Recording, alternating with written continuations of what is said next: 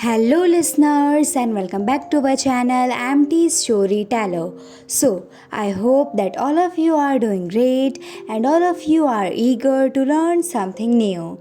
That's why today I am here with our new story, Brother and Sister.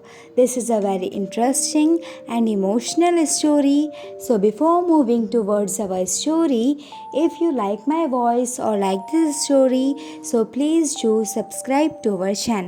So now let's move towards it. Once upon a time, in a small village, lived a little brother and a sister, along with their stepmother. The siblings were very loving and always cared for each other. The stepmother who lived with them did not love the children. In fact, she was a witch who had evil intentions. One day, disheartened by the mistreat and scolding, the boy decided to leave the village with his sister. Since our own loving mother's death, we have not had one happy hour. Our stepmother mistreats us every day. The young brother lamented, taking his sister's hand in his. Come, let's run away from home, the brother said. As a result, they spent the entire day traveling across meadows, farms, and gravel roads. By the evening, they had arrived at a big forest and had set up camp in a hollow tree where they slept. The sun had already risen high in the heavens when they awakened the next morning, and its rays had made the tree so scorching that the little boy remarked to his sister, I am so thirsty that if I knew where there was a brook, I would go and drink. The brother stood up and held his sister's hand in his as they searched for the stream. Now, the wicked stepmother was a witch, and she had seen how the two children had fled and had quietly followed them as witches do, bewitching all the springs in the woods. They discovered a spring that gleamed as it ran over the stones. The brother was ready to drink from it when his sister overheard the rushing sound and exclaimed, anyone who drinks from me will turn into a tiger. Please, brother, don't drink, the sister pleaded, or you'll turn into a ferocious animal and tear me apart. Hearing this, brother thought of the consequences of drinking the water and decided not to drink the water. Despite his need, the brother refused to drink, saying, I'll wait till the next spring. When they arrived at the second spring, the sister overheard the remark, anyone who drinks from me will turn into a wolf. Anyone who drinks from me will turn into a wolf. Please, brother, don't drink, the sister shouted out, or you'll turn into a wolf and gobble me up. I'll wait till we get to the next spring, the brother said, but then I'll have to drink. Say what you will, because I am a terribly thirsty. Whoever drinks me will become a fawn. The sister heard just as they approached the third creek. "Oh, my brother, do not drink," the sister warned, "or you will be transformed into a deer and flee from me." But he had already knelt and sipped the water, and as the first drips passed through his lips, he morphed into a fawn.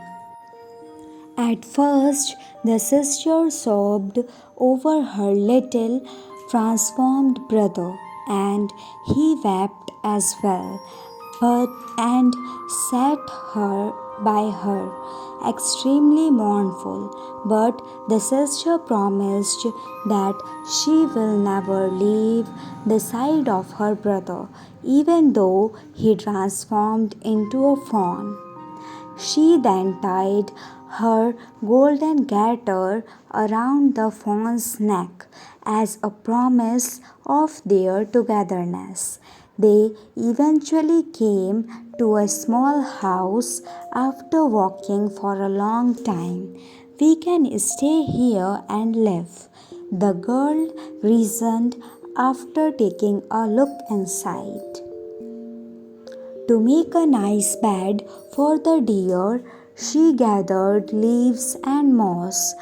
Every morning she went out and foraged for roots, berries, and nuts for herself, as well as bringing soft grass for the small deer, who happily ate from her hand and ran around her. When the sister was sleepy and had said her prayers in the evening, she rested her head on the deer's back as a pillow and fell asleep softly. They were alone in the wilderness for a long time. The emperor of the land then held a large hunting party in these forests.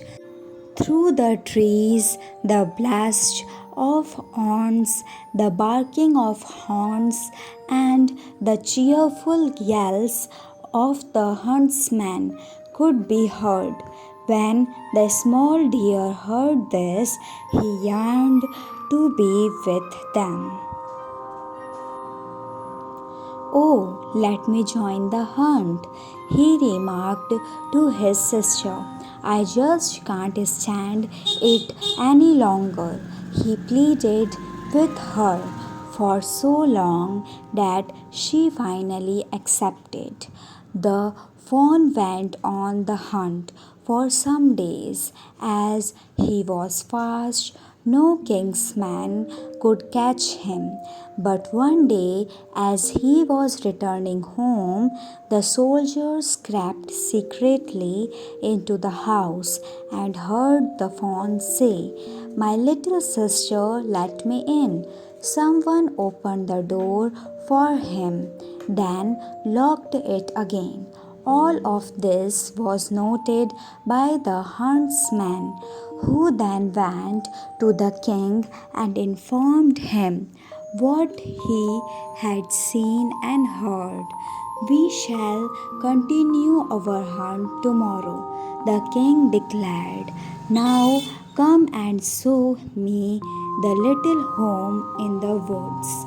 The king said to the huntsman as soon as the sun had fallen, "Dear little sister, let me in," he knocked and said as he approached the door. The king came in through the open door, where he was greeted by a girl who was more beautiful than any girl he had seen ever. "Will you come with me to my castle and be my dear wife?" the king asked her, reaching out his hand to her. "Yes," the girl replied, "but the tiny deer must accompany me. I can't abandon him." The king promised that the brother can also live with the sister forever. The king mounted his horse and escorted the lovely young lady to his palace, where their wedding was held in great magnificence.